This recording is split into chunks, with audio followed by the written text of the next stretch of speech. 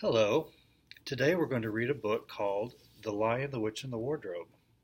It's written by a man named C.S. Lewis, and it's part of a series of books called The Chronicles of Narnia.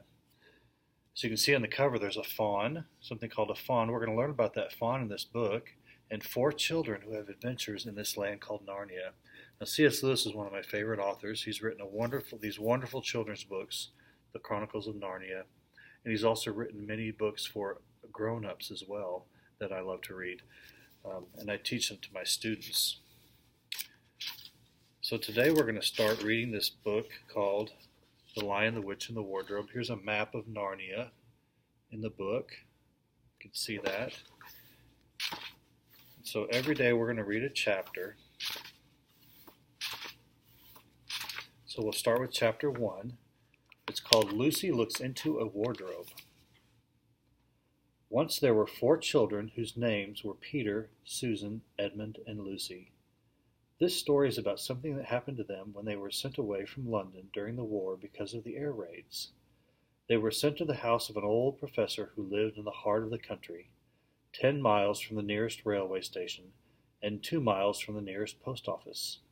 He had no wife, and he lived in a very large house with a housekeeper called Mrs. Macready and 3 servants. Their names were Ivy, Margaret, and Betty, but they do not come into the story much. He himself was a very old man with shaggy white hair, which grew over most of his face as well as on his head. And they liked him almost at once. But on the first evening, when he came out to meet them at the front door, he was so odd-looking that Lucy, who was the youngest, was a little afraid of him, and Edmund, who was the next youngest, wanted to laugh and had to keep on pretending he was blowing his nose to hide it. Have you ever done that? When you want to laugh and you just have to hide your laugh, pretend like you're blowing your nose? I've done that before. As soon as they had said good night to the professor and gone upstairs on the first night, the boys came into the girls' room and they all talked it over. "We've fallen on our feet and no mistake," said Peter. "This is going to be perfectly splendid. That old chap will let us do anything we like." "I think he's an old dear," said Susan. "Oh, come off it," said Edmund, who was tired and pretending not to be tired, which always made him bad-tempered. "Don't go on talking like that." "Like what?" said Susan. "And anyway, it's time you were in bed. By the way, this is written in Britain and England, and so some of the way they talk is different than we talk in America. So you hear some different words and different ways of saying things that are English and a little bit different." "Trying to talk like mother," said Edmund. "And who are you to say when I'm going to go to bed? Go to bed yourself." "Hadn't we all better go to bed?" said Lucy. "There's sure to be a row if we're heard talking here." "No, there won't," said Peter. "I tell you this is the sort of house where no one's going to mind what we do. Anyway, they won't hear us. It's about 10 minutes' walk from here down to that dining room, and any amount of stairs and passages in between." "What's that noise?" said Lucy suddenly. It was a far larger house than she had ever been in before, and the thought of all those long passages and rows of doors leading into empty rooms was beginning to make her feel a little creepy. "It's only a bird, silly," said Edmund. "It's an owl," said Peter. "This is going to be a wonderful place for birds." "I shall go to bed now. I say, let's go and explore tomorrow. You might find anything in a place like this. Did you see those mountains as we came along? And the woods? There might be eagles. There might be stags. There'll be hawks." "Badgers?" said Lucy. "Foxes?" said Edmund. "Rabbits?" said Susan. But when next morning came, there was a steady rain falling, so thick that when you looked out of the window, you could see neither the mountains nor the woods, nor even the stream in the garden. "Of course it would be raining," said Edmund. They had just finished their breakfast with the professor, and were upstairs in the room he had set apart for them, a long, low room with 2 windows looking out in one direction and 2 in another. "Do stop grumbling, Ed," said Susan. 10 to 1 it'll clear up in an hour or so, and in the meantime we're pretty well off. There's a wireless and lots of books." A wireless was a radio. Not for me, said Peter. I'm going to explore in the house. Everyone agreed to this, and this was how the adventures began. It was the sort of house that you never seemed to come to the end of, and it was full of unexpected places. The first few doors they tried led into some spare rooms, as everyone had expected that they would.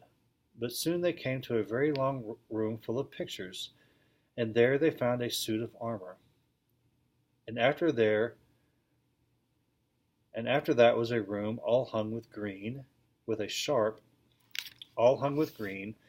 harp in one corner, and then came 3 steps down and 5 steps up, and then a kind of little upstairs hall and a door that led out into a balcony, and then a whole series of rooms that led into each other and were lined with books, most of them very old books, and some bigger than a Bible in a church.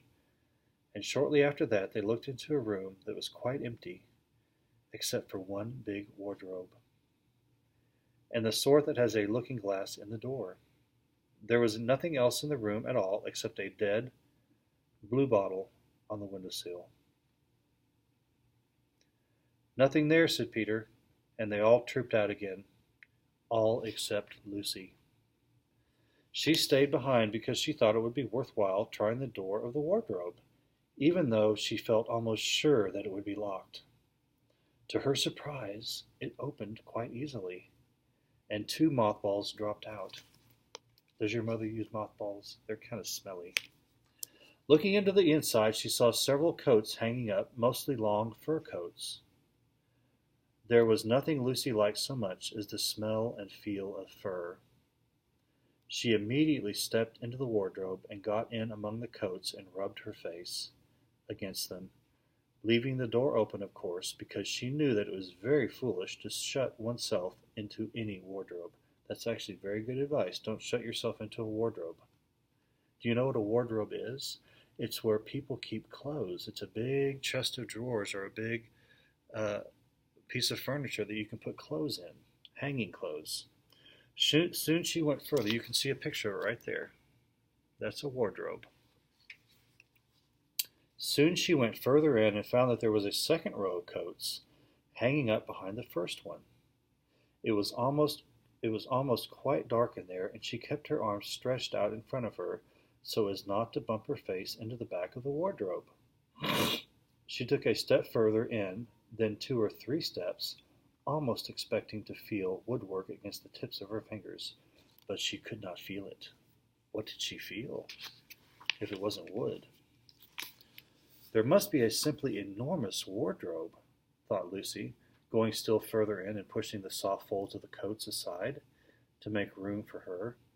Then she noticed that there was something crunching under her feet. What could that be? I wonder, is that more mothballs, she thought, stooping down to feel it with her hand, but instead of feeling the hard, smooth wood of the floor of the wardrobe, she felt something soft and powdery and extremely cold. This is very queer, she said, and went on a step or 2 further. Next moment she found what was rubbing against her face and hands was no longer soft fur, but something hard and rough and even prickly. Why, it is just like branches of trees, exclaimed Lucy, and then she saw that there was a light ahead of her, not a few inches away where the back of the wardrobe ought to have been, but a long way off.